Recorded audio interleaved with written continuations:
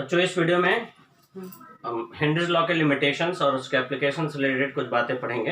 पहले हम लोग हेनरीज लॉ के लिमिटेशंस जानते हैं। हेनरीज लॉ में जो पहला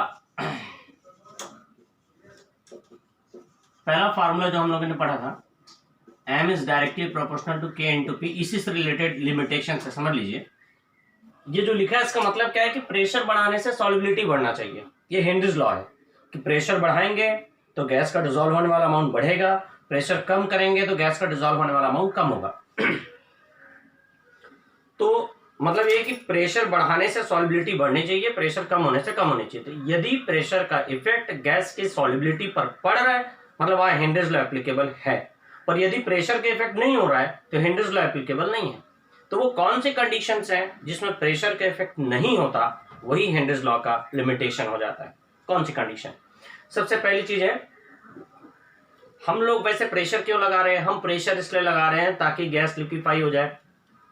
पर अगर बहुत हाई प्रेशर लगा दिया जाए, जैसे मान लीजिए हमारे पास 10 मोल गैस है। अब 10 मोल गैस है, हम प्रेशर लगाए, ये गैस क्या होगी? लिक्विफाई होगी। तो एक बार में पूरी गैस लिक्विफाई नहीं होगी, हम प्रेशर लगाएंगे तो गैस लिक्विफाई होगी।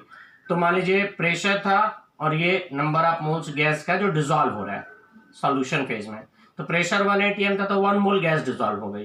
प्रेशर 2 atm किए तो 2 मोल गैस डिसॉल्व हो गई। ऐसे करते करते 10 atm प्रेशर होगा तो 10 मोल गैस डिसॉल्व हो जाएगी। उसके बाद और प्रेशर लगाऊंगा तब तो गैस तो खत्म हो चुकी है, तब गैस डिसॉल्व होगी क्या? नहीं।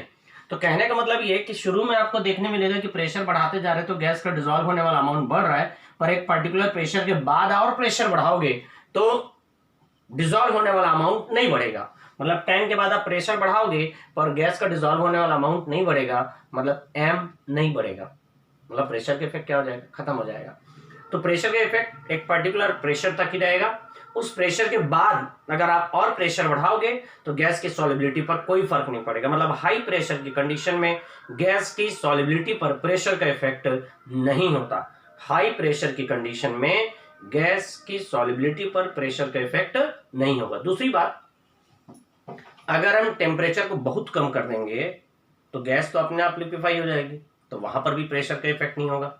हम लोग प्रेशर क्यों लगा रहे हैं? गैस को लिक्विफाई करने के लिए। पर अगर हम टेम्परेचर बहुत कम कर देंगे तो अपने आप गैस लिक्विफाई हो जाएगी। अगर हम टेम्परेचर को बहुत कम कर देंगे तो गैस अपने आप लिक्विफाई हो जाएगी, तो वहां पर भी प्रेशर का इफेक्ट नहीं होगा। मतलब पहले कंडीशन लिमिटेशंस,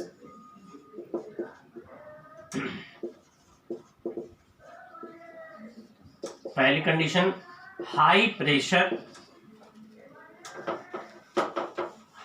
पर हेनरीज लॉ एप्लीकेबल नहीं है, क्योंकि एक पर्टिकुलर प्रेशर के बाद प्रेशर का इफेक्ट सॉल्युबिलिटी पर नहीं पड़ता।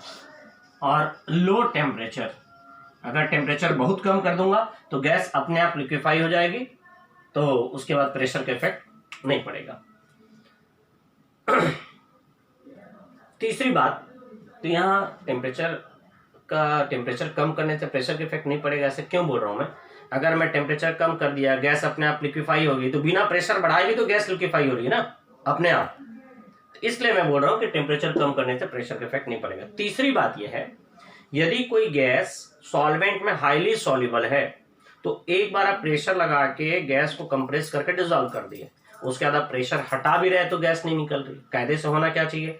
अगर हेनरीज लॉ एप्लीकेबल है, हेनरीज लॉ अप्लाई हो रहा है, तो प्रेशर हटाने से गैस को निकलना चाहिए और प्रेशर लगाने से गैस डिसॉल्व होना चाहिए। पर यहाँ क्या हो रहा है, चूंकि गैस सॉल्वेंट में हाईली सॉल्युबल है तो प्रेशर हटाने के बाद भी गैस उससे नहीं निकल रही है। तो हाईली सॉल्युबल अगर गैस रहेगी तो भी प्रेशर का इफेक्ट नहीं होगा। इसी का एक अल्टरनेटिव फॉर्म भी है,